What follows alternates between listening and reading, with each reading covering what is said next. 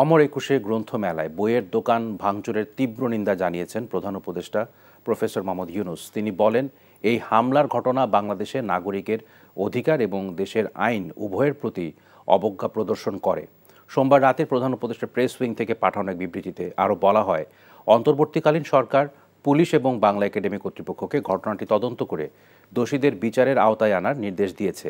প্রধান উপদেষ্টা আরও জানান, মেলায় নিরাপত্তা জোরদার করতে এবং এই স্থানে যেন কোনো অপ্রীতিকর ঘটনা না ঘটে তা নিশ্চিত করতে পুলিশকে সব ধরনের ব্যবস্থা নিতে নির্দেশ দেওয়া হয়েছে। এছাড়া সংশ্লিষ্ট নিরাপত্তা সংস্থাগুলোকে দেশে যে কোনো ধরনের সহিংসতার ঘটনা প্রতিরোধে কঠোর ব্যবস্থা নেয়ার নির্দেশ দিয়েছে অন্তর্বর্তী সরকার। সাংবাদিক দম্পতি সাগররনী হত্যার ১৩ বছর পূর্ণ হয়েছে আজ। এখনও মামলার কোনো অগ্রগতি নেই, বরং রহস্যজট বেড়েই চলেছে। তদন্ত সংস্থার দুর্বলতায় ১১৬ বার সময় পেছানোর বিষয়টিও অবাক করার মতো বলছেন অপরাধ বিশেষজ্ঞরা। তদন্ত সংস্থার কাছ থেকে সরিয়ে এই মামলার রহস্যজট খুলতে আদালত কয়েকটি বাহিনীর সদস্যের সমন্বয়ে একটি টাস্ক ফোর্স গঠন করলেও এখনও কোনো অগ্রগতির খবর জানাতে পারেনি। তবে নতুন সরকারের মেয়াদে হত্যাকারী উন্মোচন হবে বলে মনে করেন সাগররুনির পরিবার। তামজিদ সুমনের রিপোর্ট। সাংবাদিক দম্পতি সাগররুনির মৃত্যু এতটাই স্পর্শকাতর ঘটনা ছিল যে দেশের সর্বাধিক আলোচনার বিষয় হয়ে উঠেছিল এই হত্যাকাণ্ড। বছরের পর বছর তদন্তে তেমন কিছু বেরিয়ে না আসলেও ঘটনার নেপথ্যের ডালপালা ছড়িয়েছিল বহুদূর। হত্যার পর সাংবাদিক সমাজসহ বিভিন্ন মহলের বিক্ষোভের ঝড় উঠলেও তা এক প্রকার কর্ণপাতই করেননি দায়িত্বশীলরা। আমরা আপনাদেরকে এই বিষয়ে আরো ভালো সফলতার খবর কিংবা ইতিবাচক তথ্য দিতে পারব। সন্দেহভাজন অপরাধীকে শনাক্ত এবং গ্রেফতার করতে সক্ষম হয়েছে। এমন নাট্যবচন সাধারণ মানুষের কাছে হাস্যরসে পরিণত হয়েছে। হাসিনা সরকারের আমলের ১৩ বছরেও মামলার সুরাহা হয়নি। তবে নতুন সরকারের উপর আস্থা রাখতে চান সাগররুনি দম্পতির পরিবার। একটা স্বরাষ্ট্র মন্ত্রণালয়ের উচ্চ ক্ষমতা সম্পন্ন টাস্ক ফোর্স এবং যেখানে আসলে পুলিশের যে বাহিনীগুলো আসলে তদন্তে পারদর্শী, পিবিআই এবং সিআইডি তাদের সমন্বয়ে একটা দল গঠন করা, এগুলো তো আসলে আশাবাদী হওয়ার মতো এবং তাদের কার্যক্রম তারা আমাদের সাথে কথা বলেছেন। এগুলা তো মনে হয়েছে যে আসলে একটু আমরা আশার আলো দেখতে পাই। রুনির ভাই নওশের মনে করেন, যতই আলামত নষ্টের চেষ্টা করা হোক না কেন, সরকার চাইলে কোনো না কোনো আলামতের মাধ্যমে প্রকৃত হত্যাকারীকে খুঁজে বের করতে পারবে। যতই আলামত ধ্বংস করুক বা কিছু করুক, কিছু না কিছু রয়ে যায় বা মানে যদি আসলে পারদর্শিতা থাকে এবং আপনার আন্তরিকতা থাকে, আমার ধারণা এটা অবশ্যই এটা বের করা সম্ভব। চাঞ্চল্যকর এই মামলার তদন্ত প্রতিবেদন ১১৬ বার পিছিয়েছে। ১৩ বছরেও মামলার কোনো সুরাহা না হওয়াটা বিচারহীনতার ইঙ্গিত বহন করে বলে মনে করেন সিনিয়র সাংবাদিক সোহরাব হোসেন। আমাদের প্রশ্ন হচ্ছে, রহস্যটা কি? রহস্য আছে, না হলে বের হচ্ছে না। বিচারহীনতা কিন্তু হত্যাকে বা অপরাধকে আরো প্ররোচিত করে। টাস্কফোর্সে যারা দায়িত্বপ্রাপ্ত তারা বলুক যে কি ঘটনা, তারা আদৌ কোনো অগ্রগতি হয়েছে কিনা, তারা কোনো সূত্র পেয়েছে কিনা। আর না পেয়ে থাকলে তাহলে এটা নিয়ে আর কি ধরে নিতে হবে যে বাংলাদেশের সাংবাদিক মারা যাবে এবং তার বিচার হবে না। এই মামলায় এখন পর্যন্ত ৮ জন সন্দেহভাজনকে গ্রেপ্তার করা হয়েছে, যাদের ২ জন জামিনে মুক্ত রয়েছেন। Tamjid Suman, NTV news, Dhaka. নাটোরের বড়াইগ্রাম থানা ভবনের সামনে দাঁড়িয়ে প্রকাশ্যে নেচে টিকটক ভিডিও বানানো আওয়ামী লীগ নেত্রী শিউলি বেগমকে আটক করেছে পুলিশ। সোমবার সন্ধ্যায় বড়াইগ্রাম পৌর এলাকার উত্তরপাড়া মহল্লার বাসা থেকে তাকে আটক করে পুলিশ। এর আগে দুপুরে বড়াইগ্রাম থানা কম্পাউন্ডে প্রবেশ করে মূল ভবনের ফটকে নেচে নিজে টিকটক ভিডিও তৈরি করেন শিউলি বেগম। তিনি বড়াইগ্রাম পৌরসভার ৪ নম্বর ওয়ার্ড আওয়ামী লীগের সহসভাপতি। আওয়ামী লীগ নেত্রী শিউলিকে আটকের বিষয়টি নিশ্চিত করেছেন বড়াইগ্রাম থানার পরিদর্শক তদন্ত মাহবুবুর রহমান।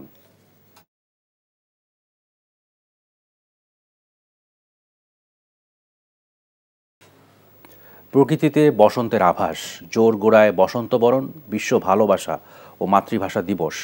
এর মধ্যেই সাভারে গোলাপ বাগানগুলোতে আনাগোনা বেড়েছে পাইকারদের। আবহাওয়া অনুকূলে থাকায় ফুলের উৎপাদনও ভালো। নানা প্রতিকূলতা কাটিয়ে তাই জমজমাট হয়ে উঠেছে ফুলের বাণিজ্য। আরও জানাচ্ছেন জাহিদুর রহমান।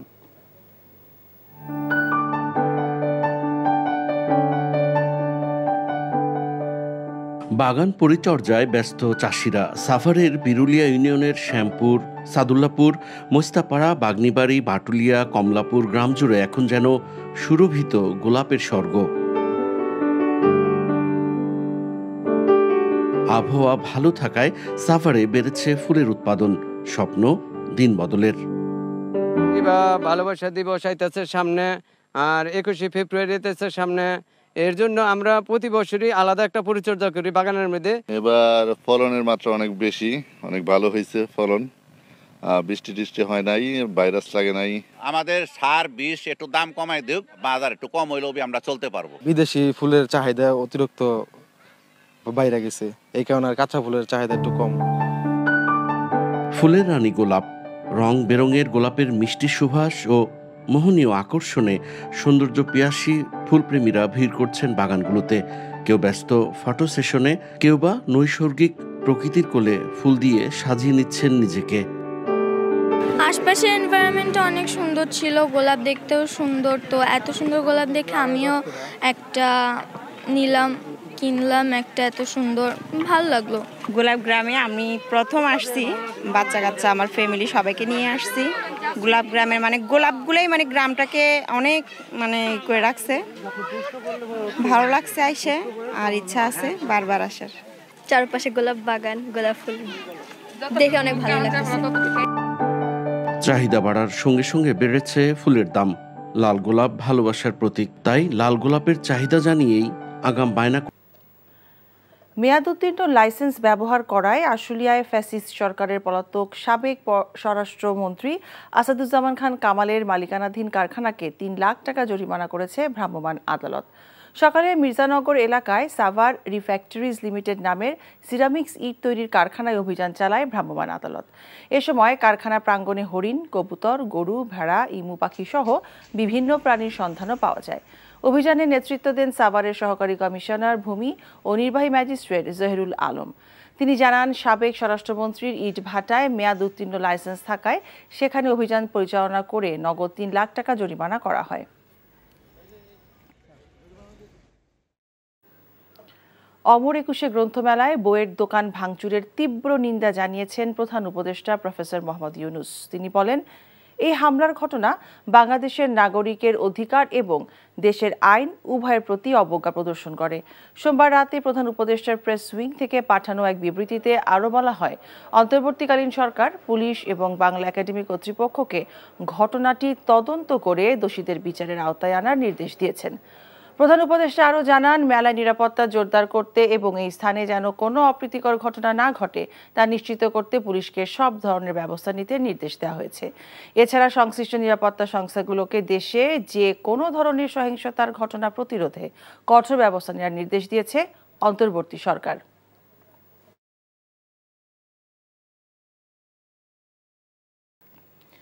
জাতিসংঘ উন্নয়ন সহযোগী সংস্থা ইউএনডিপি সহ 18টি উন্নয়ন সহযোগীর সাথে নির্বাচনী সহায়তা নিয়ে বৈঠক করছে নির্বাচন কমিশন। মঙ্গলবার সকাল 11টায় নির্বাচন কমিশন সচিবালয়ে বৈঠকটি শুরু হয়। ইউএনডিপি সহ 18টি উন্নয়ন সহযোগীর মিশন প্রধানরা বৈঠকে যোগ দিয়েছেন। ইতোমধ্যে ইউএনডিপি ভোটার তালিকা হালনাগাদ কার্যক্রমে নির্বাচন কমিশনকে কারিগরি সহযোগিতা দিচ্ছে। ইউরোপীয় ইউনিয়ন সহ আরও কয়েকটি দেশ আগামী নির্বাচনে সহযোগিতা দেওয়ার আগ্রহ প্রকাশ করেছে। ত্রয়োদশ জাতীয় সংসদ নির্বাচনকে সামনে রেখে কমিশনের প্রস্তুতির বিষয়ে জানতে বিদেশি দূতগণ এই বৈঠকে আলোচনা করেন।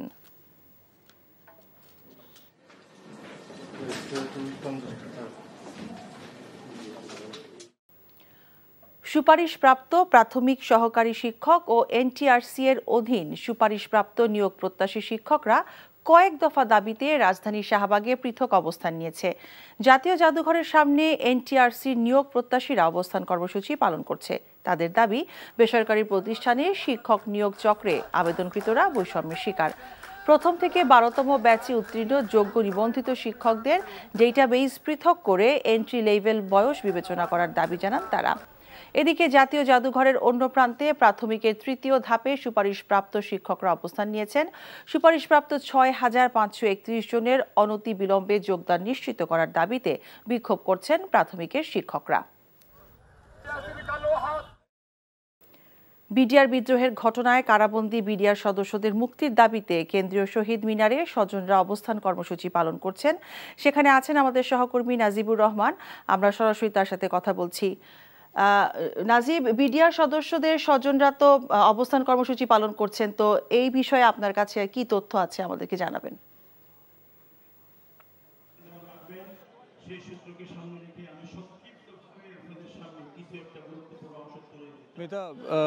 বিডিআর বিদ্রোহের মামলায় দণ্ডপ্রাপ্ত যারা বিডিআর সদস্য রয়েছেন তাদের মুক্তির দাবিতে কেন্দ্রীয় শহীদ মিনারে কিন্তু আজ অবস্থান নিয়েছেন বিডিআর যারা কারাদণ্ড ভোগ করছেন তাদের পরিবার এবং যারা কিছুদিন আগেই জামিনে মুক্তি পেয়েছেন সেই সদস্যরা কিন্তু এই বিক্ষোভ সমাবেশে অবস্থান কর্মসূচিতে অংশ নিয়েছেন এবং তারা যেটি দাবি করছেন যে তৎকালীন সরকার প্রধানের সুপরিকল্পনায় এই বিডিআর বিদ্রোহের মতো ঘটনাটি ঘটেছে। সেক্ষেত্রে কিন্তু বিডিআর সদস্যদের দায় অনেকটাই কম এবং যারা নিরপরাধ রয়েছে তাদের নিঃশর্ত মুক্তির দাবি করছেন এবং সেই সাথে তাদেরকে চাকরিতে পুনর্বহাল সহ বিভিন্ন কয়েক দফা দাবি আমাদেরকে তারা দিয়েছেন এবং এখানে তারা বিভিন্ন ধরনের দাবি তাদের বক্তব্য আকারে পেশ করছেন। এখানে আছেন বৈষম্য বিরোধী ছাত্র আন্দোলনের সমন্বয়ক মাহিন সরকারও কিন্তু এখানে উপস্থিত আছেন এবং আপনাদেরকে যদি একটু বলি যে এখানে যে বিডিআর সদস্যরা নিরপরাধ জেলবন্দি রয়েছেন তাদের মুক্তির পাশাপাশি যারা অন্যায়ভাবে চাকরিচ্যুত হয়েছেন সে সকল বিডিআর সদস্যদের সরকারি সকল প্রকার ক্ষতিপূরণ সহ চাকরিতে পুনর্বহালের দাবি তারা করছেন। সেই সাথে পিলখানার হত্যাকাণ্ডে যারা শহীদ হয়েছেন সেনা কর্মকর্তারা এবং বিডিআর সদস্যরা মোট ৭৪ জনের যে হত্যা হয়েছে সেই হত্যার ঘটনার সুষ্ঠু তদন্তের পাশাপাশি নতুন করে বিচারের দাবিও কিন্তু তারা এখান থেকে করছেন এবং পিলখানা হত্যাকাণ্ডে যারা অন্যায়ভাবে চাকরিচ্যুত হয়েছেন সেনা কর্মকর্তা যারা রয়েছেন তাদেরও কিন্তু চাকরিতে পুনর্বহালের একটি দাবি তারা করছেন এবং এখান থেকে যে দাবিটি তারা মূল করছেন সেটি হচ্ছে যে যতক্ষণ না পর্যন্ত নিরপরাধ জেলবন্দিরা মুক্তি পাবেন বিডিআর সদস্যরা ততক্ষণ পর্যন্ত কিন্তু তারা তাদের দাবি চালিয়ে যাবেন এবং আন্দোলন চালিয়ে যাবেন। আজ বেশ শতাধিক লোকের সমাগম কিন্তু এই কেন্দ্রীয় শহীদ মিনার রয়েছেন এবং এই শহীদ মিনার থেকেই তারা দাবিটি করছেন যে যতক্ষণ না পর্যন্ত এই নিরপরাধ জেলবন্দীদের মুক্তি হবেন তারা এখানে অবস্থান নিয়ে তাদের দাবি আদায় করবেন এবং তাদের দাবিটি যৌক্তিক অন্তর্বর্তী সরকারের কাছে তারা সেই দাবিটি তুলে ধরতে চান এবং পুনরায় বিচার কার্য শুরু করতে চান এবং যারা যারা এই প্রহসনের বিচার বলছেন তারা সেই প্রহসনের বিচারে তাদের শাস্তি হয়েছেন সেই শাস্তি থেকে তারা মুক্তি চান। তো এই ছিল আমার কাছে কেন্দ্রীয় শহীদ মিনার থেকে সর্বশেষ। জানছিলাম কেন্দ্রীয় শহীদ মিনার থেকে কারাবন্দী বিডিআর সদস্যদের স্বজনদের অবস্থান কর্মসূচির খবর। গাজীপুরে অপারেশন ডেভিল হান্টের অধীনে যৌথ বাহিনীর অভিযানে মেট্রোপলিটন এলাকায় ৬৯ জন এবং জেলা পুলিশের অভিযানে ১২ জন গ্রেফতার হয়েছে।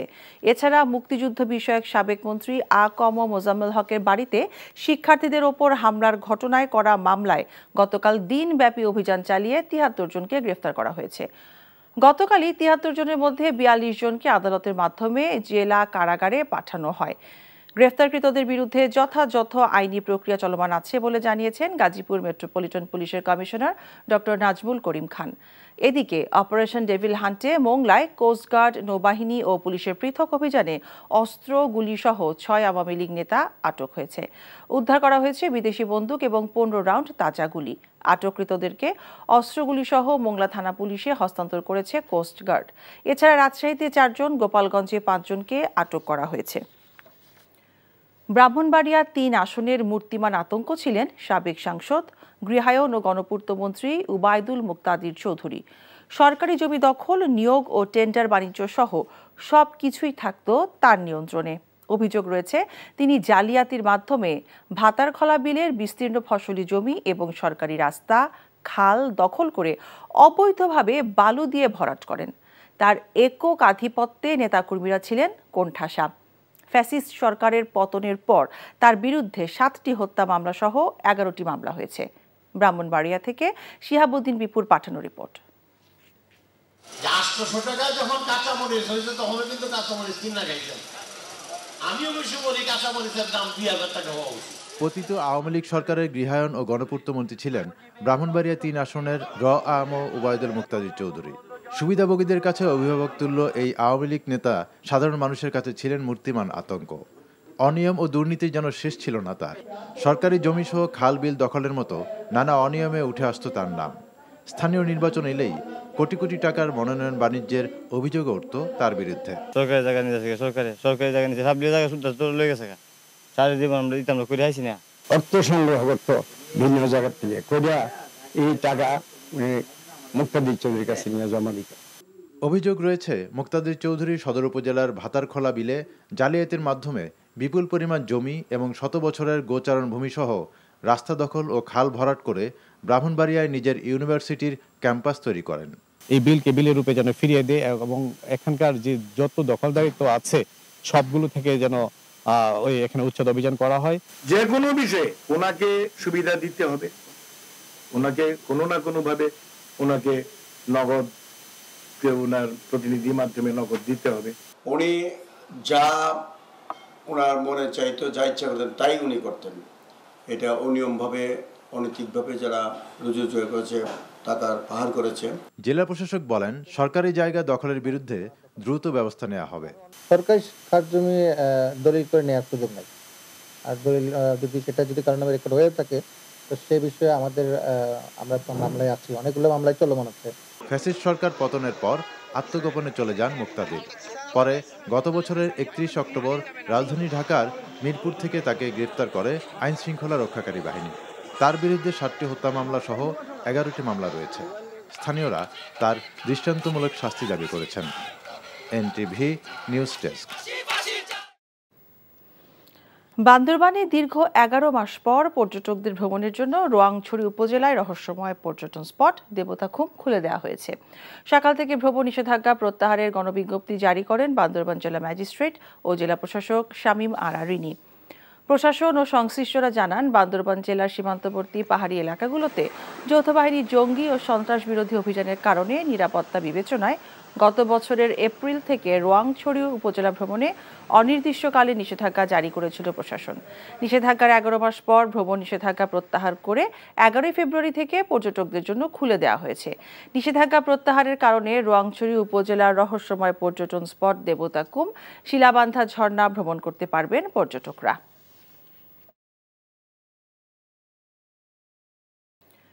ব্রাহ্মণবাড়িয়া 3 আসনের মূর্তিমান আতঙ্ক ছিলেন সাবেক সাংসদ, গৃহায়ন ও গণপূর্ত মন্ত্রী উবায়দুল মুক্তাদির চৌধুরী। সরকারি জমি দখল, নিয়োগ ও টেন্ডার বাণিজ্য সহ সব কিছুই থাকত তার নিয়ন্ত্রণে। অভিযোগ রয়েছে, তিনি জালিয়াতির মাধ্যমে ভাতারখোলা বিলের বিস্তীর্ণ ফসলি জমি এবং সরকারি রাস্তা, খাল দখল করে অবৈধভাবে বালু দিয়ে ভরাট করেন। তার একক আধিপত্যে নেতাকর্মীরা ছিলেন কোণঠাসা। ফ্যাসিস্ট সরকারের পতনের পর তার বিরুদ্ধে 7টি হত্যা মামলা সহ 11টি মামলা হয়েছে। ব্রাহ্মণবাড়িয়া থেকে শিহাবুদ্দিন বিপুর পাঠানো রিপোর্ট। 800 টাকা যখন কাঁচামরিচ হয়েছে তখন কিন্তু কাঁচামরিচ কিনা খাইছেন। আমি অবশ্য বলি কাঁচামরিচের দাম 2000 টাকা হওয়া উচিত। পতিত আওয়ামী লীগ সরকারের গৃহায়ন ও গণপূর্ত মন্ত্রী ছিলেন ব্রাহ্মণবাড়িয়া 3 আসনের উবায়দুল মুক্তাদির চৌধুরী। সুবিধাভোগীদের কাছে অভিভাবক তুল্য এই আওয়ামী লীগ নেতা সাধারণ মানুষের কাছে ছিলেন মূর্তিমান আতঙ্ক। অনিয়ম ও দুর্নীতির যেন শেষ ছিল না তার। সরকারি জমিসহ খাল বিল দখলের মতো নানা অনিয়মে উঠে আসত তার নাম। স্থানীয় নির্বাচন এলেই কোটি কোটি টাকার মনোনয়ন বাণিজ্যের অভিযোগ উঠত তার বিরুদ্ধে। সরকারি জায়গা নিতে সরকারি জায়গা নিতে সব জায়গা লয়ে গেছে, সারা জীবন আমরা দিতাম না, করে আইসি না। অর্থ সংগ্রহ করতো বিভিন্ন জায়গা থেকে, করিয়া এই টাকা মুক্তাদির চৌধুরীর কাছে নিয়ে জমা দিত। অভিযোগ রয়েছে, মুক্তাদির চৌধুরী সদর উপজেলার ভাতারখোলা বিলে জালিয়াতির মাধ্যমে বিপুল পরিমাণ জমি এবং শত বছরের গোচারণ ভূমিসহ রাস্তা দখল ও খাল ভরাট করে ব্রাহ্মণবাড়িয়ায় নিজের ইউনিভার্সিটির ক্যাম্পাস তৈরি করেন। এই বিলকে বিলের রূপে যেন ফিরিয়ে দেয় এবং এখানকার যে যত দখলদারিত্ব আছে সবগুলো থেকে যেন ওই এখানে উচ্ছেদ অভিযান করা হয়। যে কোনো বিষয়ে ওনাকে সুবিধা দিতে হবে, ওনাকে কোনো না কোনো ভাবে ওনাকে নগদ, ওনার প্রতিনিধি মাধ্যমে নগদ দিতে হবে। উনি যা ওনার মনে চাইতো, যা ইচ্ছা করতেন তাই উনি করতেন। এটা অনিয়মভাবে, অনৈতিকভাবে যারা রুজু করেছে, টাকার পাহাড় করেছে। জেলা প্রশাসক বলেন, সরকারি জায়গা দখলের বিরুদ্ধে দ্রুত ব্যবস্থা নেওয়া হবে। সরকারি খাস জমি দলিল করে নেওয়ার সুযোগ নেই, আর দলিল সেটা যদি কারণে রেকর্ড হয়ে থাকে তো তো সেই বিষয়ে আমরা তো মামলায় আছি, অনেকগুলো মামলায় চলমান আছে। ফ্যাসিস্ট সরকার পতনের পর আত্মগোপনে চলে যান মুক্তাদির। পরে গত বছরের 31 অক্টোবর রাজধানী ঢাকার মিরপুর থেকে তাকে গ্রেফতার করে আইন শৃঙ্খলা রক্ষাকারী বাহিনী। তার বিরুদ্ধে 7টি হত্যা মামলা সহ 11টি মামলা রয়েছে। স্থানীয়রা তার দৃষ্টান্তমূলক শাস্তি দাবি করেছেন। NTV news desk. ডিসেম্বরে জাতীয় নির্বাচন হলেও সরকার চাইলে তার আগে সীমিত পরিসরে স্থানীয় সরকার নির্বাচন করা সম্ভব বলে জানিয়েছেন নির্বাচন কমিশনার ফজল মোহাম্মদ সানাউল্লাহ। জাতিসংঘ উন্নয়ন সহযোগী সংস্থা ইউএনডিপি সহ 18টি উন্নয়ন সহযোগীর সাথে নির্বাচন কমিশনের বৈঠক শেষে সাংবাদিকদের তিনি একথা জানান। নির্বাচনের কাজে কমিশনকে সহায়তার লক্ষ্যে উন্নয়ন সহযোগীদের নিয়ে এই বৈঠক। সকাল 11টায় নির্বাচন কমিশন সচিবালয়ে বৈঠকটি শুরু হয়। ইতোমধ্যে ইউএনডিপি ভোটার তালিকা হালনাগাদ কার্যক্রমে নির্বাচন কমিশনকে কারিগরি সহযোগিতা দিচ্ছে। ইউরোপীয় ইউনিয়ন সহ আরও কয়েকটি দেশ আগামী নির্বাচনে সহযোগিতা দেওয়ার আগ্রহ প্রকাশ করেছে। ত্রয়োদশ জাতীয় সংসদ নির্বাচনকে সামনে রেখে কমিশনের প্রস্তুতির বিষয়ে জানতে বিদেশি দূতগণ এই বৈঠকে আলোচনা করেন। আমাদের বাস্তবতায় দুটো নির্বাচন একসাথে করা সম্ভব নয় এবং অতীতের অভিজ্ঞতায় দেখা গেছে সকল স্থানীয় সরকার নির্বাচন ফেজে করতে গেলে পারে প্রায় 1 বছর সময় লেগে যায়। তো এমত অবস্থায় যদি স্থানীয় সরকার নির্বাচন পুরোপুরিভাবে এভাবে করতে হয় তাহলে জাতীয় নির্বাচনের টাইমটা পিছিয়ে যাবে। অথচ জাতীয় নির্বাচন আমাদের একটা প্রায়োরিটি এরিয়া। ইলেকশন কমিশন জাতীয় নির্বাচন নিয়েই চিন্তিত এই মুহূর্তে এবং জাতীয় নির্বাচন নিয়ে প্রস্তুতি নিচ্ছে। তবে স্থানীয় সরকার নির্বাচন যদি সরকার সিদ্ধান্ত নেন কোনো অংশ বা কোনোভাবে অনুষ্ঠান করার, সেটা সরকারি সিদ্ধান্ত, সেটা তখন ওইভাবে বাস্তবায়ন করতে হবে। সুপারিশপ্রাপ্ত প্রাথমিক সহকারী শিক্ষকরা শাহবাগ চৌরাস্তা মোড় ছেড়ে দিয়ে জাতীয় জাদুঘরের সামনে অবস্থান নিয়েছেন। সেখানে আছেন আমাদের senior correspondent apple Shahriar. Apple, শিক্ষকদের দাবির সম্পর্কে কর্মসূচির বিষয়ে কি বলছেন তারা?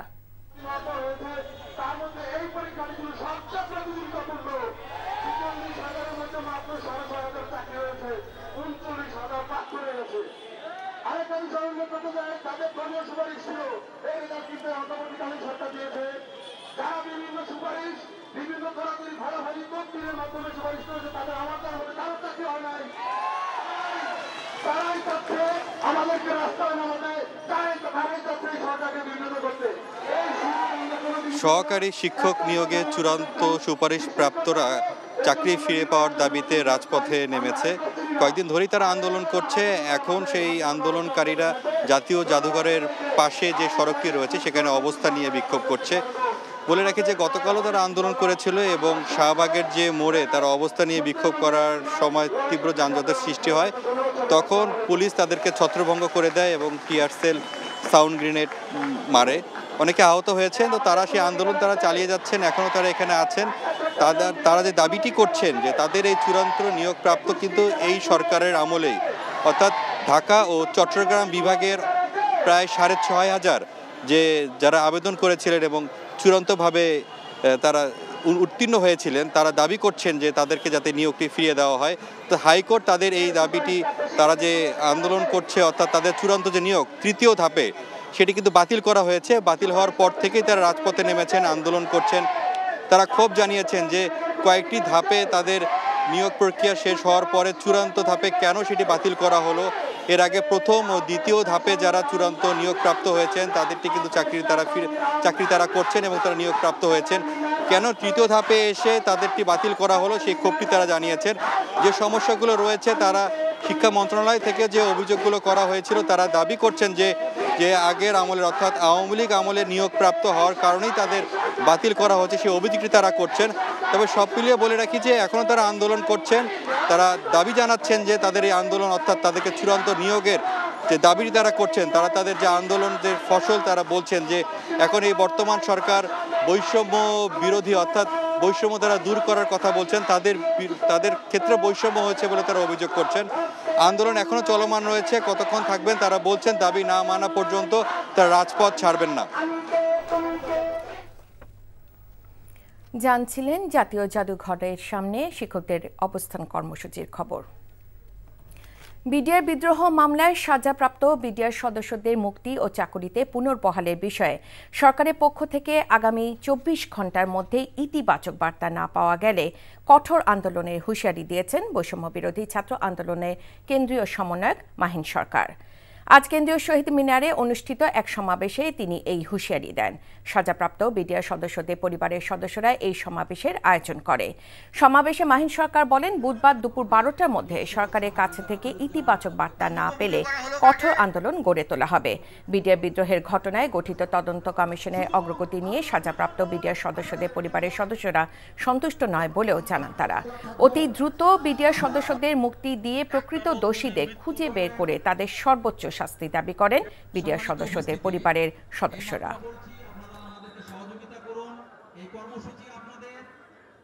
কাল 12টার মধ্যে সরকারের পক্ষ থেকে এই দাবি দাওয়াগুলো সম্বন্ধে কোনো প্রকার কোনো পজিটিভ বার্তা আসে, তাহলে আমাদের এই আন্দোলন আরো তীব্র হবে। এটি সরকারকে জানিয়ে রাখলাম, স্বরাষ্ট্র এবং আইন উপদেষ্টাকে জানিয়ে রাখলাম, তারা যেন নিজ দায়িত্বের গুরুত্বটুকু বোঝেন। চিহ্নিত অপরাধীরা জামিন পেয়ে পুনরায় অপরাধে জড়িয়ে পড়ছে, যা কাম্য নয় বলে মন্তব্য করেছেন স্বরাষ্ট্র উপদেষ্টা মোহাম্মদ জাহাঙ্গীর আলম চৌধুরী। কোনো সন্ত্রাসী বা ফ্যাসিবাদের দোষও যাতে জামিন না পায় সে ব্যাপারে সংশ্লিষ্টদের প্রতি সতর্ক থাকার আহ্বান জানান তিনি। সকালে রাজধানীর রাজারবাগে স্বরাষ্ট্র মন্ত্রণালয়ে এক কর্মশালায় তিনি এসব কথা বলেন। অনুষ্ঠানে আইন উপদেষ্টা আসিফ নজরুল বলেন, পতিত সরকার দেশকে অস্থিতিশীল করার জন্য লাখ লাখ টাকা খরচ করছে। পুলিশ ও বিচার বিভাগ ঠিকভাবে কাজ করলে মবতন্ত্রের অবসান হবে জানিয়ে তিনি বলেন, প্রতিটি হত্যা ও গুমের বিচার করবে সরকার। শিল্প, গৃহায়ন ও গণপূর্ত উপদেষ্টা আদিলুর রহমান খান বলেন, আওয়ামী সরকার সকল সেক্টরকে ধ্বংস করে গিয়েছে, তাই বিচার বিভাগ সহ সবকিছু সংস্কার করা প্রয়োজন। শুধু আইন শৃঙ্খলা বললেই তো আর হবে না, যে আইন শৃঙ্খলা রক্ষাকারী প্রতিষ্ঠানের সংস্কার দরকার, ব্যাপকভাবে দরকার বিচার বিভাগের, ব্যাপকভাবে দরকার প্রশাসনের, সমস্ত সেক্টরেই সংস্কারের দরকার, কারণ সমস্ত সেক্টরকে ধ্বংস করে দেওয়া হয়েছে। আপনারা হুটহাট করে জামিন দিবেন না। জামিন পাওয়ার পরে একজন মানুষ দেশের আইন শৃঙ্খলা পরিস্থিতির জন্য যদি ভয়াবহ হয়ে ওঠেন, যদি পালিয়ে যাওয়ার চেষ্টা করেন, যদি একই অপরাধ আবার করার চেষ্টা করেন, তাহলে সেটা জামিন দেওয়ার ক্ষেত্রে আপনাদের বিচার্য বিষয় হওয়ার কথা। দুষ্কৃতিকারী, উস্কানিদাতা, জনগণের ভয়ভীতি প্রদর্শনকারী, দুর্নীতিবাজ গ্রেপ্তার করে আদালতে যাবে, আর তথ্যের সীমাবদ্ধতা কিংবা এজেন্সির ব্যর্থতার কারণে জামিন হয়ে পুনরায় অপরাধে জড়িত পড়বে, এটা কোনোভাবেই কাম্য নয়। বিশ্বের ১৮০টি দেশের মধ্যে সবচেয়ে দুর্নীতিগ্রস্ত দেশের তালিকায় বাংলাদেশের অবস্থান ১৪তম বলে জানিয়েছে দুর্নীতি বিরোধী আন্তর্জাতিক সংস্থা ট্রান্সপারেন্সি ইন্টারন্যাশনাল টিআইবি।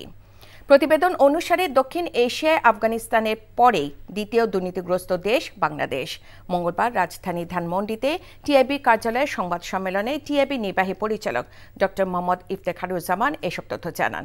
সংস্থাটির হিসেবে ২৪ সালে বিশ্বের সবচেয়ে বেশি দুর্নীতিগ্রস্ত দেশ দক্ষিণ সুদান ও সবচেয়ে কম দুর্নীতিগ্রস্ত দেশ ডেনমার্ক। মইদুল ইসলামের রিপোর্ট। দুর্নীতি ধারণা সূচক সিপিআই ২০২৪ উপলক্ষে আয়োজিত সংবাদ সম্মেলনে টিআইবি নির্বাহী পরিচালক তুলে ধরেন ২০২১ সালের নভেম্বর থেকে ২০২৪ সালের সেপ্টেম্বর পর্যন্ত ১৮০টি দেশের দুর্নীতির চিত্র, যেখানে সবচেয়ে বেশি দুর্নীতিগ্রস্ত দেশ দক্ষিণ সুদান, সবচেয়ে কম দুর্নীতিগ্রস্ত দেশ ডেনমার্ক। আর দুর্নীতিগ্রস্ত দেশের মধ্যে বাংলাদেশের অবস্থান ১৪তম, অর্থাৎ স্কোর হিসেবে ১৮০টি দেশের মধ্যে বাংলাদেশের অবস্থান ১৫১তম, যা বিগত ১৩ বছরের মধ্যে সবচেয়ে খারাপ অবস্থা। সার্বিকভাবে যেটা বৈশ্বিক চিত্রটা, সেটা সবচেয়ে টপে এবং সবচেয়ে বটমে যে দেশগুলো, সেটা চিত্রটা এই স্লাইডে আছে, আপনারা দেখতে পাচ্ছেন।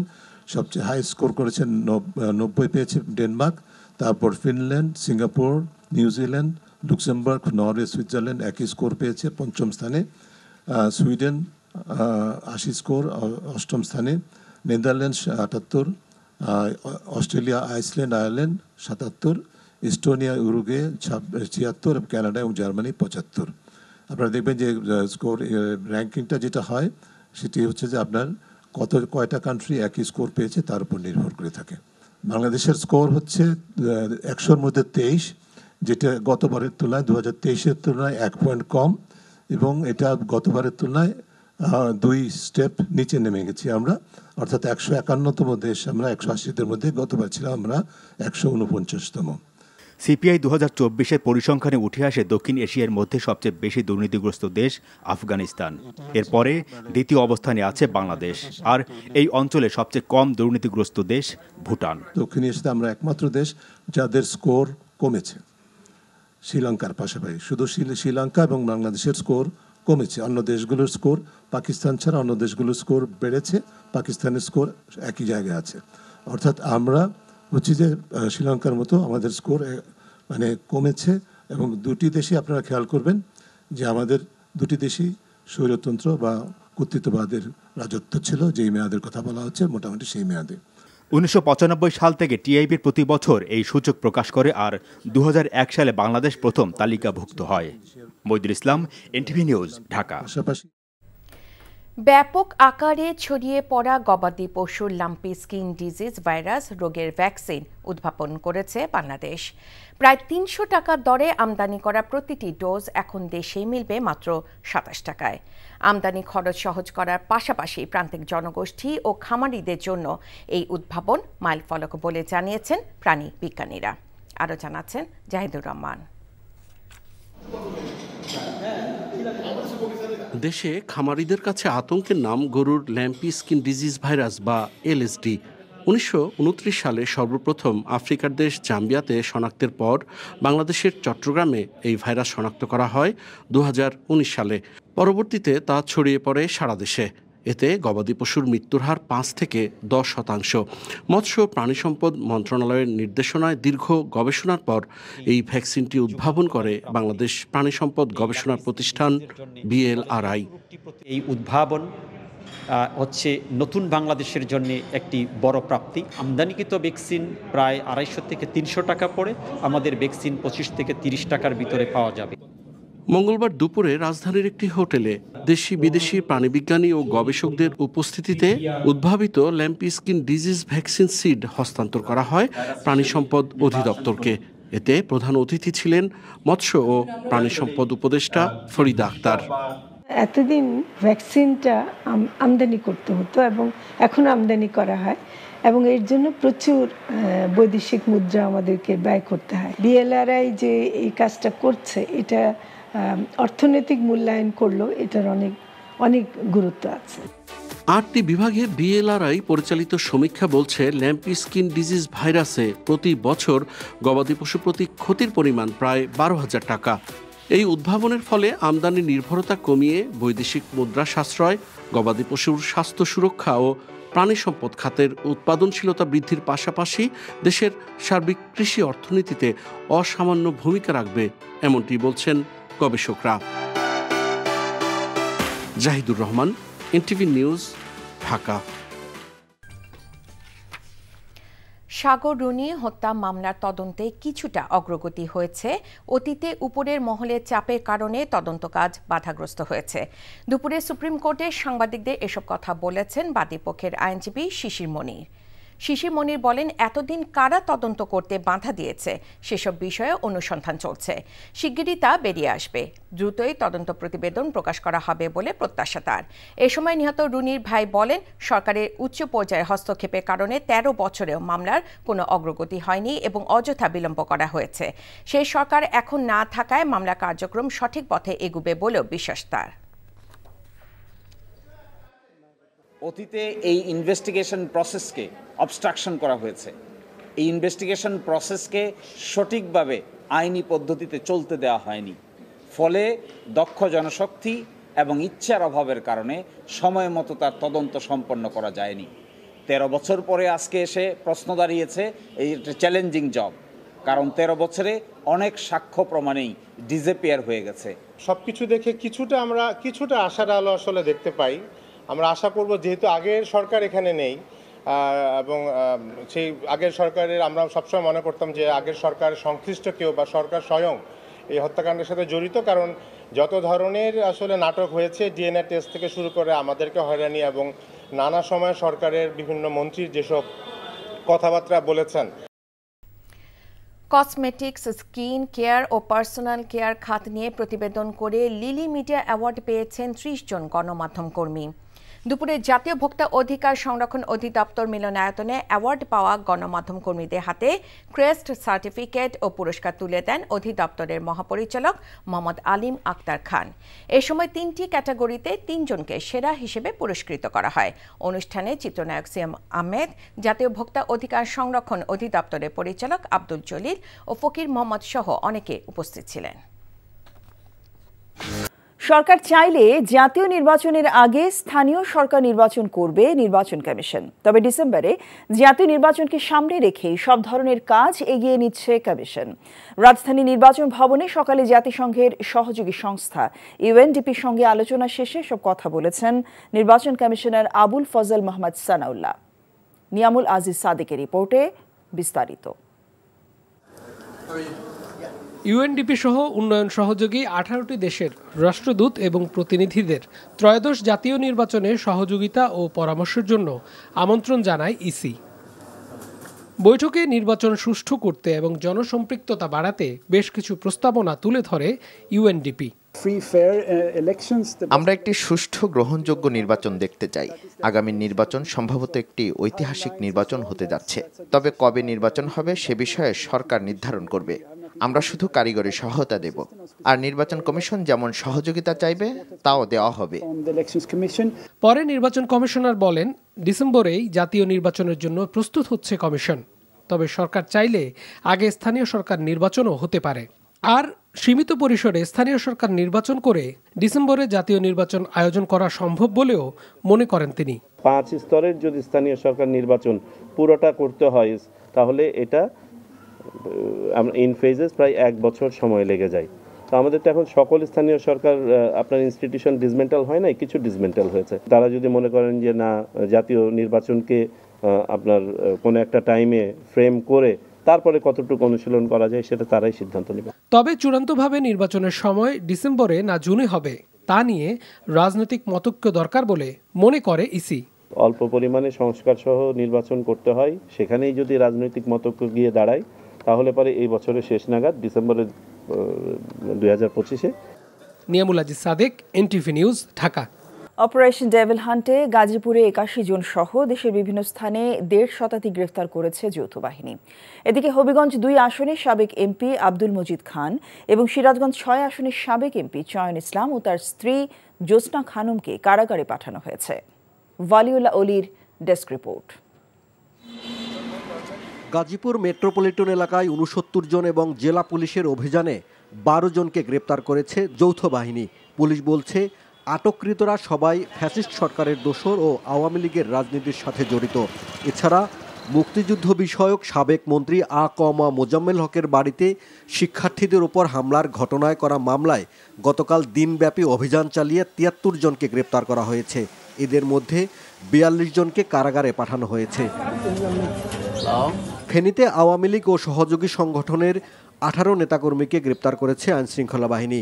এদের মধ্যে 3 জনকে ফেনী থানায় করা বৈষম্য বিরোধী আন্দোলনের মামলায় গ্রেপ্তার দেখানো হয়েছে। হবিগঞ্জ 2 আসনের সাবেক এমপি আব্দুল মজিদ খানকে 8টি হত্যা মামলায় গ্রেপ্তার দেখিয়ে কারাগারে পাঠানো হয়েছে। সোমবার রাতে রাজধানীর উত্তরা এলাকা থেকে তাকে গ্রেপ্তার করে গোয়েন্দা পুলিশ। অপারেশন ডেভিল হান্টে কুমিল্লার বিভিন্ন উপজেলায় অভিযান চালিয়ে গত 24 ঘন্টায় 19 জনকে গ্রেপ্তার করেছে যৌথ বাহিনী। গ্রেপ্তারকৃতরা আওয়ামী লীগ ও সহযোগী সংগঠনের নেতাকর্মী বলে জানিয়েছেন অতিরিক্ত পুলিশ সুপার আরাফাতুল ইসলাম। ময়মনসিংহে অপারেশন ডেভিল হান্টে 23 জনকে গ্রেপ্তার করেছে পুলিশ। গত 24 ঘন্টায় জেলার বিভিন্ন উপজেলায় অভিযান চালিয়ে তাদের গ্রেপ্তার করা হয়। নোয়াখালীর হাতিয়ায় একটি বিদেশি পিস্তল, দেশীয় তৈরি একটি অনশুটার গান, ককটেল ও গুলিসহ 2 জনকে গ্রেপ্তার করেছে যৌথ বাহিনী। চাঁদাবাজি ও বিস্ফোরক মামলায় সিরাজগঞ্জ 6 আসনের সাবেক সংসদ সদস্য চয়ন ইসলাম ও তার স্ত্রী জ্যোৎস্না খানমকে কারাগারে পাঠিয়েছে আদালত। ওয়ালিউল্লাহ অলি, এনটিভি নিউজ ডেস্ক। রমজান মাস জুড়ে টিসিবি ট্রাক সেল চালু থাকবে বলে জানিয়েছেন বাণিজ্য উপদেষ্টা শেখ বশির উদ্দিন। সকালে খুলনা শিববাড়ি মোড়ে ভ্রাম্যমাণ ট্রাকে টিসিবির পণ্য বিক্রয় কার্যক্রমের উদ্বোধন অনুষ্ঠানে এসব তথ্য জানান তিনি। বাণিজ্য উপদেষ্টা বলেন, টিসিবি 63 লাখ পরিবারকে ভর্তুকি মূল্যে পণ্য সরবরাহ করছে।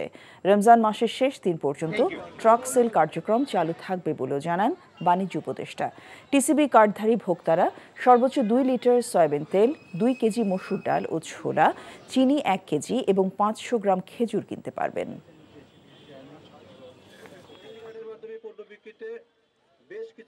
বিভাগীয় শহর এবং বাংলাদেশের আরো 5টি সর্বাধিক দরিদ্র পীড়িত অঞ্চলে মোট 13টি এলাকায় প্রায় 12 লক্ষ মানুষের বা পরিবারের কাছে আমরা এই ট্রাক সেল কার্যক্রম চালু করছি। টিসিবি এই মুহূর্তে 63 লক্ষ পরিবারকে ভর্তুকি মূল্যে পণ্য সরবরাহ করে থাকে। চাঁপাইনবাবগঞ্জ সীমান্তে সাম্প্রতিক অস্থিরতার মুখে বিজিবি ও বিএসএফ এর মধ্যে উচ্চ পর্যায়ের সীমান্ত বৈঠক অনুষ্ঠিত হয়েছে। সকালে বিজিবি সোনা মসজিদ সীমান্ত ফাঁড়ি সম্মেলন কক্ষে অনুষ্ঠিত বৈঠকে বিজিবি প্রতিনিধি দলের নেতৃত্ব দেন বিজিবি রংপুরের আঞ্চলিক commander brigadier general S M. Zahidur Rahman এবং বিএসএফ এর প্রতিনিধি দলের নেতৃত্ব দেন বিএসএফ এর সাউথ বেঙ্গল ফ্রন্টিয়ারের ইন্সপেক্টর জেনারেল শ্রী মানীন্দ্র প্রতাপ সিং পাওয়ার। বৈঠকে সীমান্তে আকস্মিক যে কোনো সমস্যা সংশ্লিষ্ট কমান্ডার পর্যায়ে যোগাযোগ অথবা পতাকা বৈঠকের মাধ্যমে সমাধানে একমত হন। পাবনার ঈশ্বরদী রেলওয়ে জংশন স্টেশনে শেখ হাসিনাকে হত্যা চেষ্টা মামলায় মৃত্যুদণ্ডাদেশ থেকে খালাসপ্রাপ্ত 4 বিএনপি নেতা রাজশাহী কেন্দ্রীয় কারাগার থেকে মুক্তি পেয়েছেন। দুপুরে বিএনপি চেয়ারপারসনের উপদেষ্টা হাবিবুর রহমান হাবিবের নেতৃত্বে দলীয় নেতাকর্মীরা জেল গেটে তাদের বরণ করে নেন। মুক্তিপ্রাপ্তরা হলেন বিএনপির কেন্দ্রীয় কমিটির সদস্য ও ঈশ্বরদী পৌরসভার সাবেক মেয়র মুখলেসুর রহমান বাবলু, পৌর বিএনপির সাবেক সভাপতি এ.কে.এম. আখতারুজ্জামান, পৌর বিএনপির সাবেক সাধারণ সম্পাদক শামসুল আলম এবং উপজেলা স্বেচ্ছাসেবক দলের সাবেক সভাপতি আজিজুর রহমান শাহিন। আওয়ামী লীগ সভাপতি শেখ হাসিনা 1994 সালের 23 সেপ্টেম্বর উত্তরাঞ্চলে দলীয় কর্মসূচিতে যোগ দিতে ট্রেনে করে পাবনার ঈশ্বরদী স্টেশনে ঢোকার সময় ট্রেনকে লক্ষ্য করে হামলা চালানো হয়। এ ঘটনায় গুলিবর্ষণ ও বোমা হামলার অভিযোগে ঈশ্বরদী জিআরপি থানার তৎকালীন ওসি নজরুল ইসলাম বাদী হয়ে মামলা করেন। গাজীপুরের শ্রীপুরে টিফিন বিল ও বাৎসরিক ছুটির টাকার দাবিতে মাওনা কালিয়াকৈর সড়ক অবরোধ করেছে শ্রমিকরা। সকাল 9:30 থেকে শ্রমিকরা সড়ক অবরোধ করে বিক্ষোভ করতে থাকে। এতে সড়কটিতে যান চলাচল বন্ধ হয়ে দীর্ঘ যানজটের সৃষ্টি হয়। পরে দাবি মেনে নেওয়ার আশ্বাসে বেলা 1টার দিকে মহাসড়কে যান চলাচল স্বাভাবিক হয়। মেহেরপুরে গাংনীতে পরিবেশ অধিদপ্তর ও জেলা প্রশাসনের যৌথ অভিযানে 4টি অবৈধ ইট ভাটা বন্ধ করে 4.5 লাখ টাকা জরিমানা আদায় করা হয়েছে। সকালে গাংনী উপজেলার বিভিন্ন এলাকায় এ অভিযান পরিচালনা করা হয়। অনুমোদনহীনভাবে পরিচালিত সব ইট ভাটায় পরিবেশ অধিদপ্তরের ছাড়পত্র ছিল না। এছাড়া ইট পোড়ানোর জন্য কয়লার পরিবর্তে অবৈধভাবে কাঠ ব্যবহারের অভিযোগ পাওয়া যায়। এই অভিযোগের ভিত্তিতে 4টি প্রতিষ্ঠানকে জরিমানা করা হয়। রাজশাহীতে ডক্টরস অ্যাসোসিয়েশন অফ বাংলাদেশ ড্যাবের বিভাগীয় সম্মেলন অনুষ্ঠিত হয়েছে। সকালে রাজশাহী মেডিকেল কলেজ মিলনায়তনে ড্যাবের বিভাগীয় সম্মেলন প্রধান অতিথি হিসেবে উপস্থিত ছিলেন ড্যাবের প্রধান উপদেষ্টা অধ্যাপক ডাক্তার ফরহাদ হালিম ডোনার। রাজশাহী জেলা ড্যাবের সভাপতি ডাক্তার ওয়াসিম হোসেনের সভাপতিত্বে সম্মেলনে বিশেষ অতিথি ছিলেন রাজশাহী মেডিকেল কলেজের অধ্যক্ষ ডাক্তার খন্দকার মোহাম্মদ ফয়সাল আলম।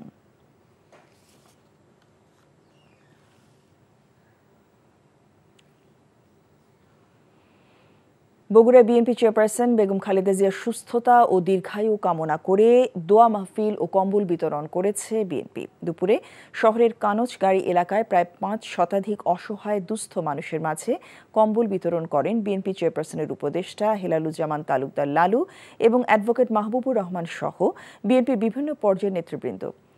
এর আগে চেয়ারপারসন বেগম খালেদা জিয়ার সুস্থতা ও দীর্ঘায়ু কামনা করে দোয়া করা হয়। অক্টোবরের মধ্যে জুলাই গণহত্যার 3-4টি মামলার রায় হবে বলে আশা প্রকাশ করেছেন আইন উপদেষ্টা ডক্টর আসিফ নজরুল। এসব মামলায় শেখ হাসিনা, বিগত সরকারের মন্ত্রী, এমপি, পুলিশ সহ বিভিন্ন বাহিনীর সদস্যরাও আসামি আছেন। বিকেলে সচিবালয়ে সংবাদ সম্মেলনে এসব বলেন তিনি।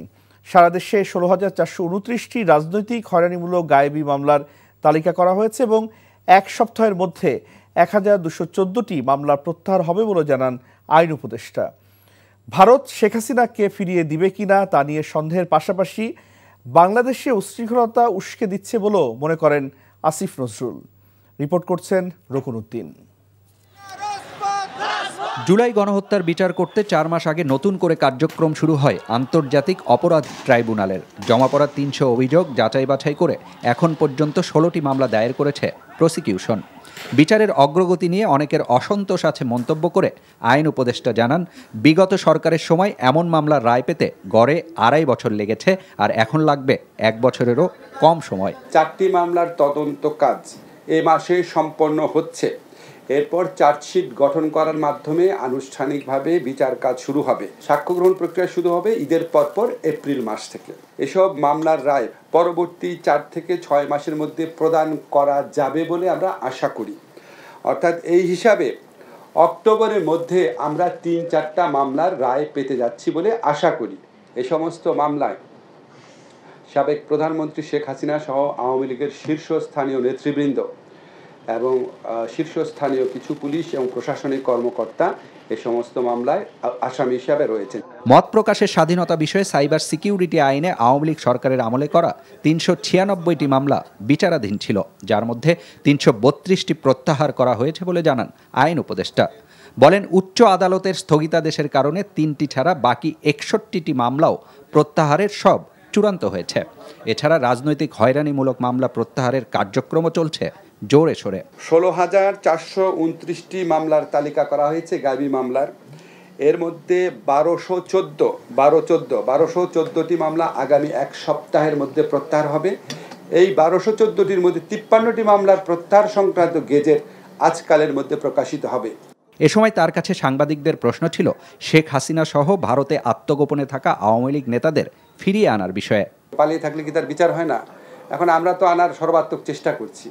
এখন ভারতের যে মনোভঙ্গি, এটা দেখে মনে হচ্ছে তারা এটা নানান অজুহাতে তারা এটাকে নাকচ করার চেষ্টা করবে, এবং বরং তারা শেখ হাসিনাকে আশ্রয় দিয়ে তাকে অবাধে বাংলাদেশ সম্পর্কে উৎসাহমূলক, উস্কানিমূলক, বিভ্রান্তিকর কথাবার্তা বলতে দিয়ে তারা বরং বাংলাদেশে অস্থিতিশীলতা তৈরির যে প্রচেষ্টা করছে, তাতে আমাদের কাছে মনে হয় না এই আইনটা গুড ফেইথে বা সরল বিশ্বাসে এই আইনটা প্রতিপালন করার ইচ্ছা তাদের রয়েছে। অপারেশন ডেভিল হান্ট চলাকালে কোনো প্রাণহানি বা কাউকে হয়রানি না করার বিষয়ে লক্ষ্য রাখতে বলা হয়েছে বলেও জানান আসিফ নজরুল। Rokun Uddin, NTV news, Dhaka. ইউএসএআইডির কার্যক্রম বন্ধ করার সময় এখন নয় বলে উদ্বেগ প্রকাশ করেছেন অন্তর্বর্তীকালীন সরকারের প্রধান উপদেষ্টা অধ্যাপক মোহাম্মদ ইউনুস। ঢাকায় নিযুক্ত মার্কিন charge d' affaires Tracey Jackson আজ প্রধান উপদেষ্টার সাথে তার সরকারি বাসভবন যমুনায় দেখা করতে গেলে তিনি এমন মন্তব্য করেন। ডক্টর ইউনুস বলেন, আইসিডিডিআরবির মতো সংস্থাকে তাদের কার্যক্রম সংকুচিত করে নিয়ে আসতে হচ্ছে। বাংলাদেশের চলমান সংস্কার কার্যক্রম, রাজনৈতিক দলগুলোর সাথে আসন্ন আলোচনা ও আইনশৃঙ্খলা পরিস্থিতি নিয়ে আলোচনা হয়। পরে একই স্থানে ঢাকা সফররত বিশ্বব্যাংকের ভাইস প্রেসিডেন্ট মার্টিন রেইজার প্রধান উপদেষ্টার সাথে সৌজন্য সাক্ষাৎ করেন। বিশ্বব্যাংকের বিভিন্ন কর্মসূচি, বিশেষ করে স্বচ্ছতা, সুশাসন ও কর ব্যবস্থা সংস্কার নিয়ে আলোচনা হয়। বাংলাদেশের গণতান্ত্রিক প্রক্রিয়ায় ফিরে যাওয়া, ভবিষ্যৎ সরকার এবং প্রবৃদ্ধির জন্য সংস্কার খুবই জরুরি বলে মন্তব্য করেন সফররত কর্মকর্তা। এছাড়া প্রধান উপদেষ্টার সাথে ঢাকায় নিযুক্ত আয়ারল্যান্ডের অনাবাসিক রাষ্ট্রদূত কেভিন কেলি সৌজন্য সাক্ষাৎ করেছেন। বাংলাদেশের সাথে আয়ারল্যান্ডের বাণিজ্য সম্পর্ক আরও জোরদার করার বিষয়ে আলোচনা হয়। সাংবাদিক দম্পতি সাগর রুনি হত্যা মামলায় উচ্চ আদালতের নির্দেশে টাস্কফোর্স গঠন করায় তদন্তে কিছুটা অগ্রগতি হয়েছে বলে জানিয়েছেন বাদীপক্ষের আইনজীবী শিশির মনির। সুপ্রিম কোর্টে তিনি সাংবাদিকদের একথা বলেন। এদিকে হত্যাকারীদের দৃষ্টান্তমূলক বিচারের দাবিতে বুধবার স্বরাষ্ট্র মন্ত্রণালয় স্মারকলিপি দেওয়ার ঘোষণা দিয়েছে ঢাকা রিপোর্টার্স ইউনিটি। মেজবাহ হাসানের রিপোর্ট। 4 বছরের ছোট্ট মেঘ এখন বড় হয়ে 17তে। সাংবাদিক সাগর রুনিকে হত্যার সময় অবলা তাদের সন্তান এখন বাবা মায়ের বিচার চাইতে আদালত প্রাঙ্গণে। এই 13 বছরে তদন্ত প্রতিবেদন পিছিয়েছে 115 বার, কিন্তু নতুন সরকারের ওপর আস্থা রাখতে চায় মেঘ। একটু হলেও আমরা হোপফুল, আশা করি যেহেতু অনেক কিছু বললো, মাত্র বলে গেল, তো আশা করা যাচ্ছে যে পজিটিভ কিছু একটা শুনতে পারবো। তৎকালীন স্বরাষ্ট্রমন্ত্রী সাহারা খাতুনের ২৪ ঘন্টার আশ্বাসের পর কেটে গেছে ১ যুগেরও বেশি সময়। পরিবারের অভিযোগ, স্বৈরাচার সরকার সংশ্লিষ্টরা জড়িত বলেই এগোয়নি তদন্ত। তবে এবার কিছুটা অগ্রগতি হয়েছে। এই উচ্চতর টাস্কফোর্স ৪ই এপ্রিলের মধ্যে হাইকোর্ট বিভাগে তাদের তদন্তের সারবত্তা পেশ করবেন। সায়েন্টিফিক এবং ফরেন যে সমস্ত এভিডেন্স আছে সেগুলো এক্সামিন করছেন। যতটুকু আমরা জানতে পেরেছি বেশ কিছু ডেভেলপমেন্ট হাতে এসেছে। সময়ের ব্যবধানে হাইকোর্ট বিভাগে এই ডেভেলপমেন্টগুলো নিয়ে একটি তদন্ত রিপোর্ট সাবমিট করা হবে। সহকর্মী হত্যার বিচার চেয়ে ১৩ বছর ধরেই আওয়াজ তুলছেন সাংবাদিকরা। তাদের অভিযোগ, খোদ আওয়ামী মদতপুষ্ট সাংবাদিকরাও জড়িত এই হত্যাকাণ্ডে। এই হত্যার সাথে আওয়ামী লীগের প্রভাবশালী লোকজন যে জড়িত ছিল তার প্রমাণ হচ্ছে আমরা খুনিদের নাম জানতে পারি না। কিয়ামত পর্যন্ত এই হত্যার বিচার দাবি করে যাব আমরা। এই হত্যার বিচার চেয়ে আগামীকাল বুধবার আমরা স্বরাষ্ট্র মন্ত্রণালয়ে স্মারকলিপি প্রদান করব। অগ্রাধিকার ভিত্তিতে অন্তর্বর্তী সরকার দ্রুত সাগররুনি হত্যার তদন্ত কার্যক্রম শেষ করে বিচার নিশ্চিত করবেন, এমনটাই প্রত্যাশা সবার। Misbah Hasan, NTV news, Dhaka. চিহ্নিত অপরাধীরা জামিন পেয়ে পুনরায় অপরাধে জড়িয়ে পড়ছে, যা কাম্য নয় বলে মন্তব্য করেছেন স্বরাষ্ট্র উপদেষ্টা মোহাম্মদ জাহির আলম চৌধুরী। সকালে রাজধানীর রাজারবাগের স্বরাষ্ট্র মন্ত্রণালয়ের কর্মশালায় তিনি কথা বলেন। অনুষ্ঠানে আইন উপদেষ্টা আসিফ নজরুল অভিযোগ করেন, পতিত সরকার দেশকে অস্থিতিশীল করার জন্য লাখ লাখ টাকা খরচ করছে। রিপোর্টে আরও জানাচ্ছেন হাসান জাবেদ। আদালতে যাবে। আর ৫ই আগস্টের পর পরিবর্তিত পরিস্থিতিতে দেশের আইন শৃঙ্খলা পর্যালোচনা এবং আইন প্রয়োগ বিষয়ে কর্মশালা ও মতবিনিময় সভার আয়োজন করে স্বরাষ্ট্র মন্ত্রণালয়। এতে ঢাকা ও গাজীপুরের জেলা প্রশাসক, পুলিশ সুপার এবং এই ২ মেট্রোপলিটনের সকল ম্যাজিস্ট্রেট সহ ৩০০ কর্মকর্তা অংশ নেন। সভায় স্বরাষ্ট্র উপদেষ্টা বলেন, বিচার বিভাগ এবং আইন শৃঙ্খলা বাহিনীর সমন্বয়ে দেশ থেকে সন্ত্রাসীদের মূলোৎপাটন করা সম্ভব। দুষ্কৃতিকারী, উস্কানিদাতা, জনগণের ভয়ভীতি প্রদর্শনকারী, দুর্নীতিবাজ গ্রেপ্তার করে আদালতে যাবে। আর তথ্যের সীমাবদ্ধতা কিংবা এজেন্সির ব্যর্থতার কারণে জামিন হয়ে পুনরায় অপরাধে জড়িত পড়বে, এটা কোনোভাবেই কাম্য নয়। কর্মশালায় আইন উপদেষ্টা বলেন, পুলিশ ও বিচার বিভাগ ঠিকভাবে কাজ করলে মবতন্ত্রের অবসান হবে। প্রতিটি হত্যা ও গুমের বিচার সরকার করবে বলেও জানান তিনি।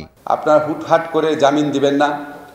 জামিন পাওয়ার পরে একজন মানুষ দেশের আইন শৃঙ্খলা পরিস্থিতির জন্য যদি ভয়াবহ হয়ে ওঠেন, যদি পালিয়ে যাওয়ার চেষ্টা করেন, যদি একই অপরাধ আবার করার চেষ্টা করেন, তাহলে সেটা জামিন দেওয়ার ক্ষেত্রে আপনাদের বিচার্য বিষয় হওয়ার কথা।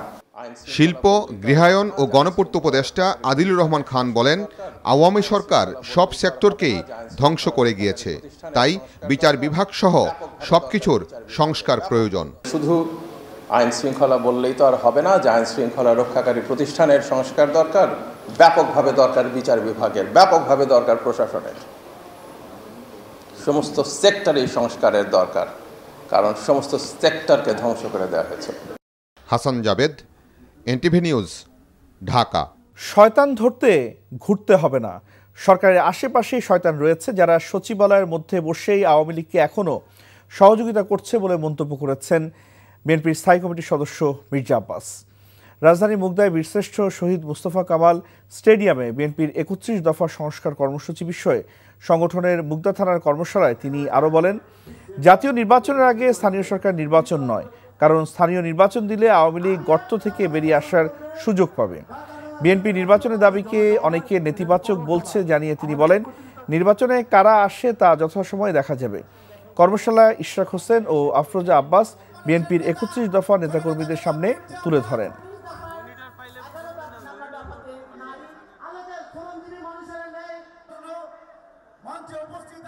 আওয়ামী লীগ গর্তের মধ্যে মাথা ঢুকেই আছে, এখন সুযোগ পেলেই তারা সফল দেবে। স্থানীয় সরকার নির্বাচনের ঘোষণার সঙ্গে সঙ্গে তারা মাথা বের করে হাজির হবে। শয়তান শিকারের জন্য একটা কার্যক্রম শুরু করেছে, অপারেশন ডেভিল হ্যান্ড। শয়তান শিকার করার জন্য বনে জঙ্গলে ঘোরা দরকার কি ভাই?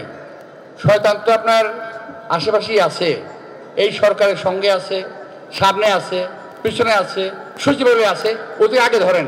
দাবি আদায়ে আজও শাহবাগ এলাকায় অবস্থান কর্মসূচি পালন করেছেন হাইকোর্টের রায়ে স্থগিত হওয়া সুপারিশপ্রাপ্ত প্রাথমিক সহকারী শিক্ষক ও এনটিআরসির অধীন নিয়োগ প্রত্যাশী শিক্ষকরা।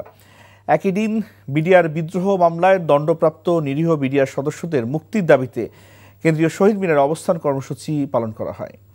নাজিবুর রহমানের রিপোর্ট। ৫ আগস্ট সরকার পতনের পর বিডিআর বিদ্রোহের বিচার প্রক্রিয়া নিয়ে অভিযোগ করেন তৎকালীন বিডিআর সদস্যদের পরিবারগুলো। পরে নিরপরাধ বিডিআর সদস্যদের অনেকেই জামিনে মুক্তি পান।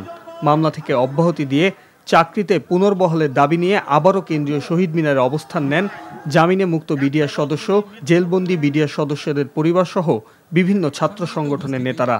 বুধবারের মধ্যে সরকারের পক্ষ থেকে ইতিবাচক সাড়া না পেলে তীব্র আন্দোলনের হুঁশিয়ারি দেন বৈষম্য বিরোধী ছাত্র আন্দোলনের কেন্দ্রীয় সমন্বয়ক মাহিন সরকার।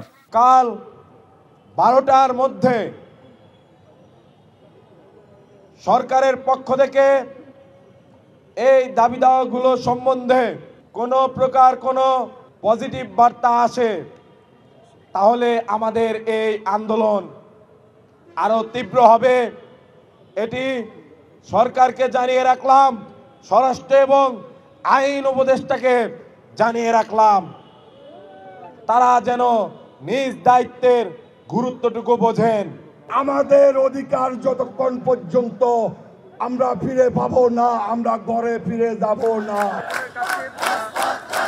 এদিকে দাবি আদায়ে শাহবাগে অবস্থান নেয় চাকরিতে সুপারিশপ্রাপ্ত প্রাথমিক সহকারী শিক্ষকরা। হাইকোর্টের রায়ে কাজে যোগদান স্থগিত হওয়া সহকারী শিক্ষক সহ এদিন এনটিআরসি এর অধীনে নিয়োগ প্রত্যাশী শিক্ষকরাও জাতীয় জাদুঘরের সামনে কয়েক দফা দাবিতে অবস্থান নেয়। আমাদের কি ভুল? আমরা কি নিজেরা সুপারিশপ্রাপ্ত হয়েছি নাকি আমাদেরকে সুপারিশপ্রাপ্ত করা হয়েছে?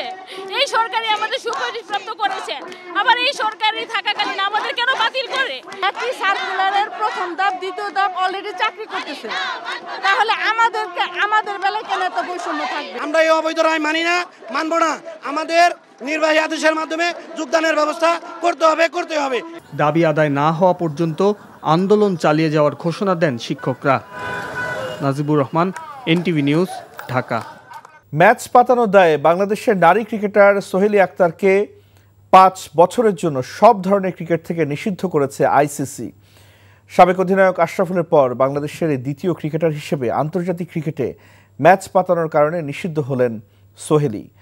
2023 সালে দক্ষিণ আফ্রিকায় মেয়েদের টি-20 বিশ্বকাপের ম্যাচে দুর্নীতির সংশ্লিষ্টতার অভিযোগ আনা হয়েছিল তার বিরুদ্ধে। আইসিসির অ্যান্টি কারাপশন কোডের 5টি বিধি লঙ্ঘনের কথা স্বীকার করেছেন তিনি। বিশ্বকাপে অস্ট্রেলিয়ার ম্যাচের আগে বাংলাদেশ দলের কোনো এক ক্রিকেটারকে মুঠোফোনে ফিক্সিংয়ের বার্তা পাঠান এবং বড় অঙ্কের টাকার লোভ দেখান। জাতীয় দলের সঙ্গে থাকা ওই ক্রিকেটার ঘটনাটি দ্রুত টিম ম্যানেজমেন্টকে অবহিত করলে বিষয়টি দ্রুত আইসিসির দুর্নীতি দমন বিভাগের নজরে আসে। 2 বছরের তদন্তের পর 5 বছরের জন্য নিষিদ্ধ হলেন এই ক্রিকেটার। কক্সবাজারের টেকনাফে নাফ নদীতে মাছ ধরা অবস্থায় মিয়ানমারের বিচ্ছিন্নতাবাদী সশস্ত্র সংগঠন আরাকান আর্মি 4 বাংলাদেশি জেলেকে আটক করে নিয়ে গেছে। স্থানীয়রা জানায় দুপুরের দিকে টেকনাফের শাহপুরী দ্বীপের গোলারচর বুক এলাকা থেকে হাসান, আব্দুর রকিম, মোহাম্মদ জাবের এবং মোহাম্মদ হাসানকে আটক করে নিয়ে যায় আরাকান আর্মি। শাহপুরী দ্বীপের দক্ষিণ নৌঘাটের সভাপতি বশির আহমেদ জানান, ঘটনাটি স্থানীয় প্রশাসনকে জানানো হয়েছে। আর টেকনাফ উপজেলা নির্বাহী কর্মকর্তা শেখ এহসান উদ্দিন বলেন, তাদের ফেরত আনতে আইনশৃঙ্খলা বাহিনী কাজ করছেন। অমর একুশে গ্রন্থমেলার সব্যসাচী স্টলে আক্রমণের তীব্র নিন্দা ও প্রতিবাদ জানিয়েছেন দেশ বিদেশে বসবাসকারী 205 বাংলাদেশি নাগরিক। বিবৃতিতে অমর একুশে গ্রন্থমেলায় গতকাল সন্ধ্যায় সব্যসাচী স্টলে ন্যাক্কারজনক আক্রমণ, প্রকাশনীর প্রকাশক লেখক শতাব্দী ভবকে শারীরিক মানসিকভাবে লাঞ্ছিত করার ঘটনায় তীব্র নিন্দা জানানো হয়। তারা বলেন, স্টলটিতে কোনো রকম নিরাপত্তার ব্যবস্থা করতে না পারার ব্যর্থতার দায় বাংলা একাডেমি কর্তৃপক্ষ ও অন্তর্বর্তী সরকারকে নিতে হবে। মত প্রকাশের স্বাধীনতার উপর এমন আঘাতের ঘটনায় তারা উদ্বেগ প্রকাশ করেন। বলেন, আওয়ামী ফ্যাসিবাদী শাসনামলেও বইমেলার উপর বারবার আক্রমণ হয়েছিল। চাঁদাবাজির অভিযোগে সিলেটের কোম্পানিগঞ্জ থানার 13 পুলিশ সদস্যকে প্রত্যাহার করে জেলা পুলিশ লাইনে সংযুক্ত করা হয়েছে। এর মধ্যে 2 জন এসআই, 2 জন এএসআই ও 9 জন কনস্টেবল রয়েছেন। দুপুরে বিষয়টি নিশ্চিত করে সিলেটের পুলিশ সুপার মোহাম্মদ মাহবুবুর রহমান জানান, এসআই সহ 13 পুলিশ সদস্যকে প্রত্যাহার করা হয়েছে। তাদের আপাতত কোনো কর্মস্থলে দেওয়া হয়নি। তদন্তের পরে পরবর্তী ব্যবস্থা নেওয়া হবে। কোম্পানিগঞ্জ উপজেলার শাহ আরিফিন টিলা কেটে পাথর উত্তোলন শুরু করে স্থানীয়রা। টিলার পাথরবাহী গাড়ি থেকে চাঁদাবাজির অভিযোগে কোম্পানিগঞ্জ থানার কিছু পুলিশ সদস্যের বিরুদ্ধে এসব অভিযোগের প্রেক্ষিতে তাদেরকে প্রত্যাহার করে সিলেট পুলিশ লাইন্সে সংযুক্ত করা হয়েছে। বিপুল পরিমাণ অবৈধ সম্পদ অর্জনের অভিযোগে সাবেক শিল্প প্রতিমন্ত্রী কামাল আহমেদ মজুমদার ও তার ছেলে শাহেদ আহমেদ মজুমদার বিরুদ্ধে পৃথক দুটি মামলা দায়ের করেছে দুর্নীতি দমন কমিশন দুদক। দুদক কার্যালয়ে ব্রিফিংয়ে কথা জানান দুদকের মহাপরিচালক মোহাম্মদ আক্তার হোসেন। তিনি বলেন, কামাল মজুমদারের স্ত্রী শাহিদা কামালের সম্পদ বিবরণী দাখিলের নোটিশ জারির সিদ্ধান্ত নেওয়া হয়েছে। ক্ষমতার অপব্যবহার করে আয় বহির্ভূত 13 কোটি টাকা মূল্যের সম্পদের মালিক হয়েছেন কামাল আহমেদ মজুমদার। এছাড়াও তার বিভিন্ন ব্যাংকের হিসেবে প্রায় 300 কোটি টাকার সন্দেহজনক লেনদেন হয়েছে বলে জানান দুদক মহাপরিচালক। ভারতীয় ধনকুবের গৌতম আদানির মালিকানাধীন আদানি পাওয়ারের কাছ থেকে পুনরায় পূর্ণ সক্ষমতার বিদ্যুৎ আমদানি করতে যাচ্ছে বাংলাদেশ। এক বাংলাদেশি কর্মকর্তার বরাতে মঙ্গলবার এই তথ্য জানিয়েছে বার্তা সংস্থা রয়টার্স। প্রতিবেদন বলছে, শীতের সময় কম চাহিদা ও বকেয়া নিয়ে বিরোধের জেরে গেল অক্টোবরে বাংলাদেশে বিদ্যুৎ সরবরাহ অর্ধেকে নামিয়ে আনে কোম্পানিটি। পরে বাংলাদেশও অর্ধেক বিদ্যুৎ বহাল রাখতে বলেছিল। এতে 800 মেগাওয়াট ক্ষমতার দুটি ইউনিটের একটির উৎপাদন বন্ধ হয়ে যায়। 1600 মেগাওয়াট প্ল্যান্টটির উৎপাদনও অর্ধেকে নেমে আসে। 3 মাসের বেশি সময় পর ফের পুরোদমে সরবরাহ চালু করতে বলল ঢাকা। 2017 সালে বাংলাদেশের সাথে 25 বছরের চুক্তি করেছিল আদানি। বাফুফের নতুন চুক্তির আওতায় বিদ্রোহী নারী ফুটবলারদের থাকা না থাকা নিয়ে তৈরি হয়েছে নতুন প্রশ্ন। আজ পুরুষ ও নারী ফুটবল দলের কিট স্পন্সর ঘোষণার প্রামাণ্যচিত্রে দেখা যায়নি সাবিনা সানজিদাদের। এই ব্যাপারে কোনো মন্তব্য করতে চায়নি ফেডারেশন। নিলয় মজুমদারের রিপোর্ট। নতুন এক শুরুতেই প্রশ্নমালা তৈরি করে দিয়েছে বাফুফে। নতুন কমিটির দায়িত্ব নেওয়ার 4 মাসের মধ্যে কিট স্পন্সর ঘোষণার দিন যে প্রামাণ্যচিত্র সেটি তৈরি করেছে প্রশ্নের ক্ষেত্র। সবাই আছে, রহমত তপুদের সঙ্গে আফিদারা ছিলেন এই প্রামাণ্যচিত্রে, কিন্তু মিনিট দুয়েকের এই ভিডিওতে 2 বারের সাফ চ্যাম্পিয়নশিপ এনে দেওয়া অধিনায়ক সাবিনা ছিলেন না সানজিদারা, যারা নারী ফুটবল দলের কোচ বাটলারের বিরুদ্ধে বিদ্রোহ ঘোষণা করে এখন আলোচিত সমালোচিত। এটাই কি তবে ইঙ্গিত সাবিনাদের ছাড়া নতুন ভাবনা শুরু করেছে বাফুফে? মার্কেটিং বিভাগের প্রধান ফাহাদ করিম এই প্রশ্নের উত্তর এড়িয়ে গেছেন। নতুন উদ্যোগের শুরুতে কোনো বিতর্ক তৈরিতে হয়তো তার ইচ্ছে ছিল না, কিন্তু প্রশ্নটা তো থেকেই যায়, সাবিনাদের দৌড় কি এবার থামতে যাচ্ছে? কারণ শনিবার সাবিনা খাতুন ঋতুপর্ণা চাকমাদের অনুশীলনে যোগ দেওয়ার কথা থাকলেও তারা যোগ দেননি। সেক্ষেত্রে 15 ফেব্রুয়ারির মধ্যেই অনুশীলনে ফিরতে হবে সাবিনা মনিকাদের। কারণ এর মধ্যেই সংযুক্ত আরব আমিরাতের বিপক্ষে 2টি প্রীতি ম্যাচের দল ঘোষণা করবেন বাটলার। সে দলটি কেমন হবে? অনেক প্রশ্ন, উত্তরের দেখা নেই কোনো। Niloy Majumdar, NTV news, Dhaka.